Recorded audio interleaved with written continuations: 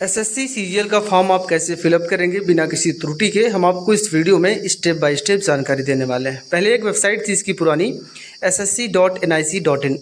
इस वेबसाइट पे आपको फॉर्म फिलअप नहीं करना है। आपको जो नई वेबसाइट दी गई है ssc.gov.in, उस वेबसाइट पर जाकर आपको फॉर्म को फिलअप करना है। फॉर्म को फिलअप करते वक्त कुछ सावधानियां आपको बरतनी है। जैसे उसमें जितने भी पैरा दिए गए हैं सभी पैरों को आप ध्यानपूर्वक रीड करेंगे, फिर आप फॉर्म को फिलअप करेंगे।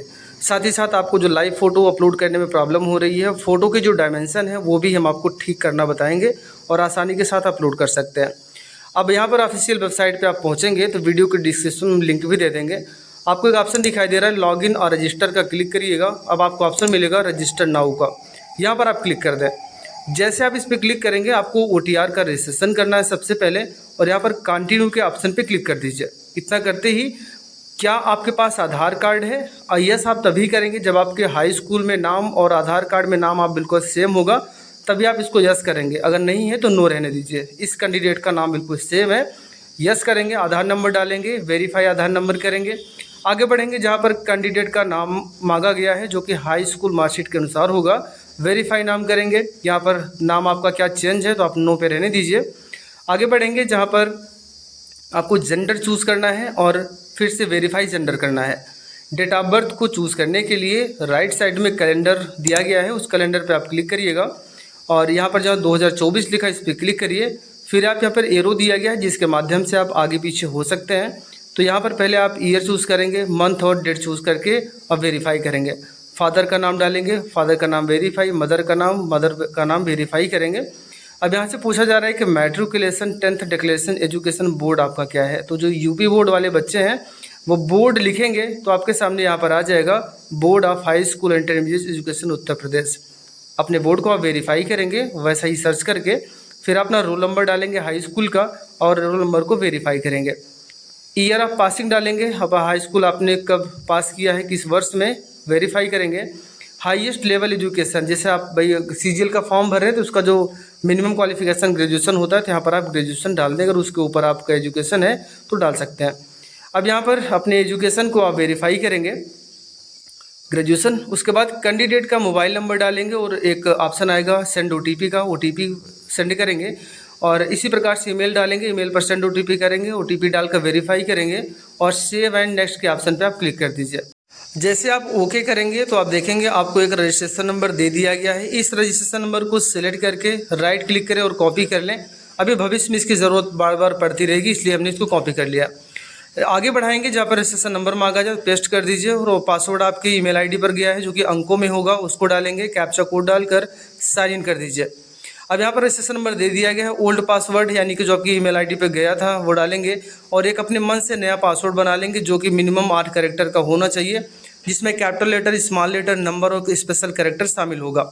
इस प्रकार से हम कंफर्म पासवर्ड करते हैं। अब यहाँ पे सिक्योरिटी क्वेश्चन आपसे पूछा जा रहा है, तो सिक्योरिटी क्वेश्चन में आप कुछ भी डाल सकते हैं, जैसे कि what city where are you born, आपका जन्म किस सिटी में हुआ है, तो इनमें से कोई भी चूज़ कर। जैसे हमने फेवरेट बुक चूज़ कर लिया, हमने अपने फेवरेट बुक का नाम डाल दिया।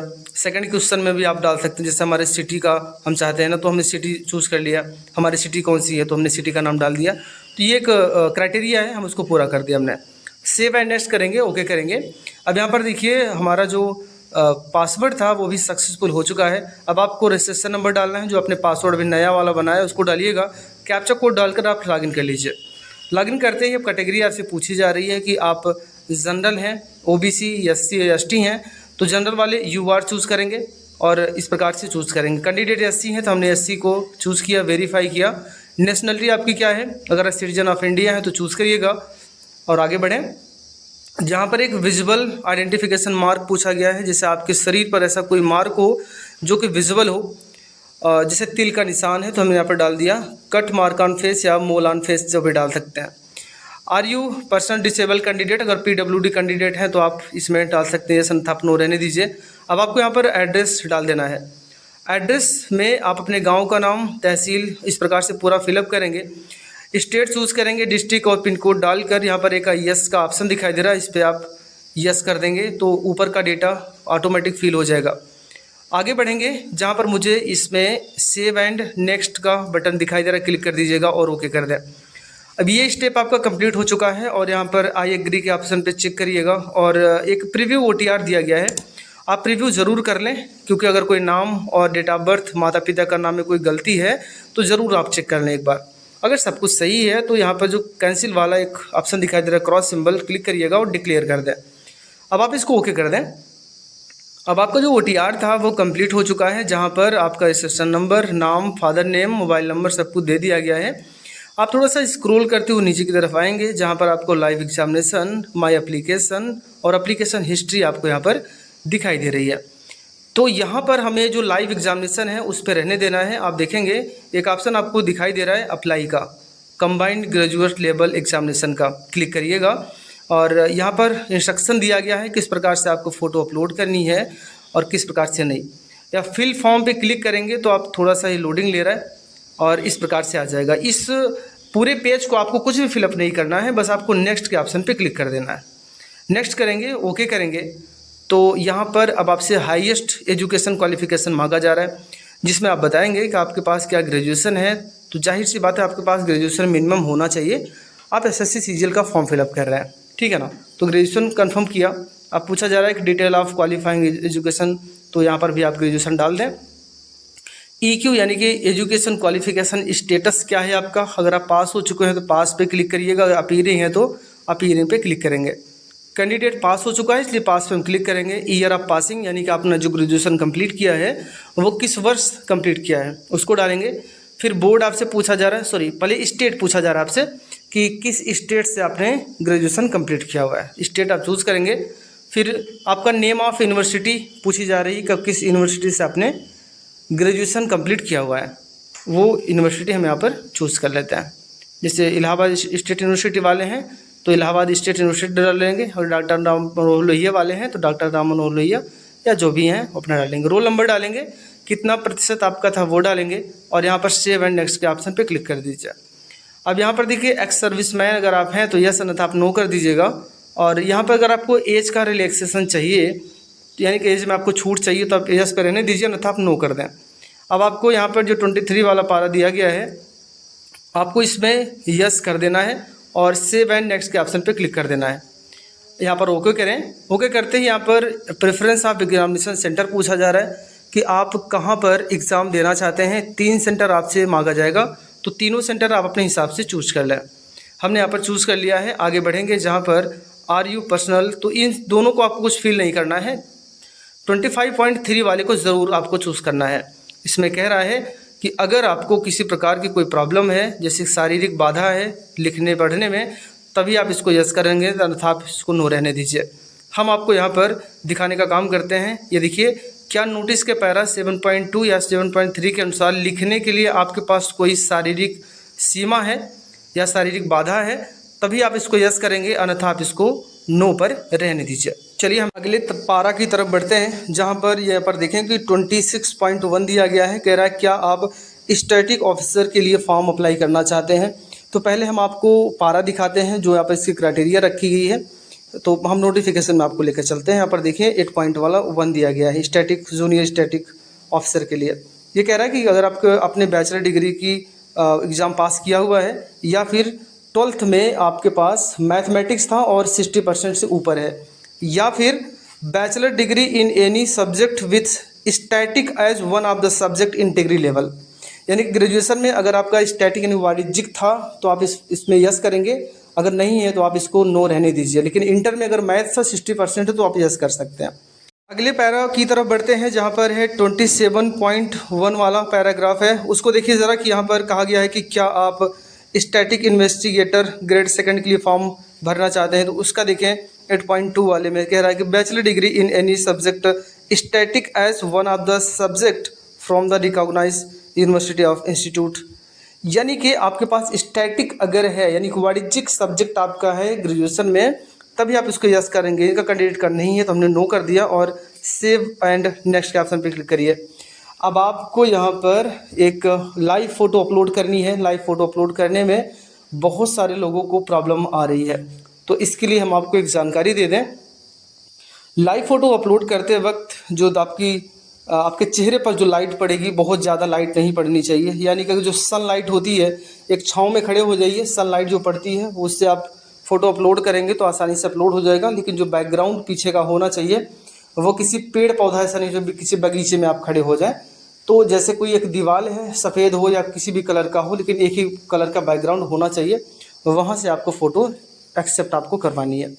तो यहाँ पर कैंडिडेट के पीछे हमारे पास एक ग्रीन पर्दा है, तो ग्रीन पर्दे को हमने लगा दिया है, कैंडिडेट को हमने बैठा दिया है। अब आपको क्राइटेरिया देखिए क्या क्या आपको करना है। ये जो रेड कलर में फ्रेम आपको दिखाई दे रहा है, इस फ्रेम में कैंडिडेट की लगभग 70% चेहरा इसमें आना चाहिए, तभी एक्सेप्ट करेगा। अगर तब भी कोई प्रॉब्लम हो रही तो आप बार बार थोड़ा सा ट्राई करेंगे तो ये एक्सेप्ट कर लेगा।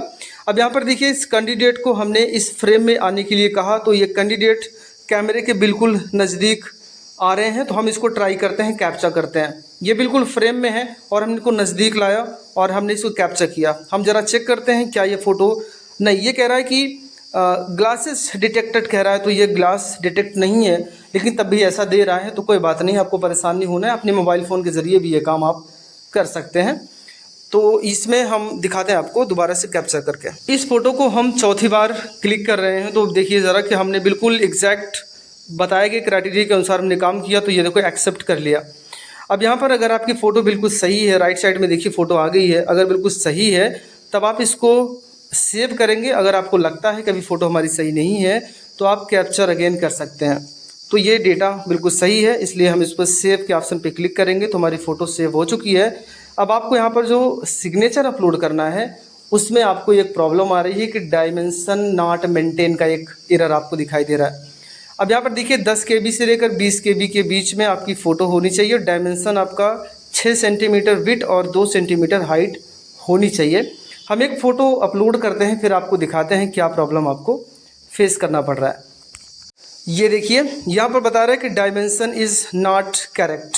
कैसे करेंगे, चलिए वो भी आपको दिखा देते हैं। आपको करना क्या है, एक टैब ओपन करना है अपने ब्राउज़र में, वहाँ पर आपको लिखना है रिसाइज फ़ोटो। आप इंटर का बटन प्रेस कर दीजिए तो आपके सामने पहली वेबसाइट दिखेगी इमेज रिसाइजर का, आप उस पर क्लिक कर दें। क्लिक करेंगे, सेलेक्ट इमेज आएगा, सेलेक्ट इमेज करिए। इमेज इंसर्ट होने के बाद इस प्रकार से दिखाई देगा और लेफ्ट साइड में आइए ज़रा, जहाँ पर एक ऑप्शन आपको दिखाई दे रहा है विड्थ हाइट लिखा गया है, लॉक एस्पेक्ट रेशियो को हटा दीजिए। अब आपको यहाँ पर जब पिक्सल लिखा गया है यहाँ पर आप सेंटीमीटर चूज़ कर लीजिए और जहाँ पर 10.006 लिखा गया है वहाँ पर क्लिक करिए और 6 लिख दीजिए और जहाँ हाइट है वहाँ पर सिर्फ 2 रहने दीजिए। बस इतना करिए। स्क्रॉल करते हुए नीचे की तरफ आ जाइए, जहाँ पर एक टारगेट फाइल लिखा गया है, टारगेट फाइल साइज़ KB में है, यहाँ पर आप 20 लिख दीजिए, ठीक है ना, 20 लिख दीजिए और रिसाइज इमेज के ऑप्शन पर क्लिक कर दीजिए। आप देखेंगे थोड़ी देर के लिए प्रोसेसिंग लेगा। फिर लेफ़्ट साइड में आपके ओरिजिनल साइज़ है और यहाँ पर जो अभी आउटपुट आया है वो है, यानी कि इसकी साइज़ कितनी है 18.4 KB बन चुकी है। ये देखिए इधर, हाँ, अगर 20 KB के नीचे 10 KB के ऊपर है तो बिल्कुल सही है, डाउनलोड इमेज कर दीजिए। अब आपकी जो इमेज है वो डाउनलोड हो चुकी है, इसको एक नाम दे दीजिए। अब आपको अपलोड करके दिखाते हैं, वो प्रॉब्लम आपको बिल्कुल नहीं आएगी। हम यहाँ पर अपलोड करते हैं, जहाँ पे हमारा सिग्नेचर है, हम सिग्नेचर पर पहुँचते हैं, जहाँ पर हमने रखा हुआ है, इसको सिलेक्ट करते हैं और ओपन करते हैं। आप देखिए ये फ़ोटो भी बड़ी आसानी के साथ अपलोड हो चुकी है, ठीक। बस आपको नेक्स्ट सेव करना है, सॉरी सेव एंड नेक्स्ट करना है। ओके, चलिए ठीक है, हम यहाँ पर ओके करते हैं। आप देखें आपका फॉर्म यहाँ पर फिलअप हो चुका है। यहाँ पर स्क्रॉल करते हुए नीचे की तरफ आइए, जहाँ पर आपकी फ़ोटो भी दिखाई देगी और सिग्नेचर भी आपको दिखाई देगा। अब आपको फिर से यहाँ पर सेव एंड नेक्स्ट के ऑप्शन पे क्लिक कर देना है।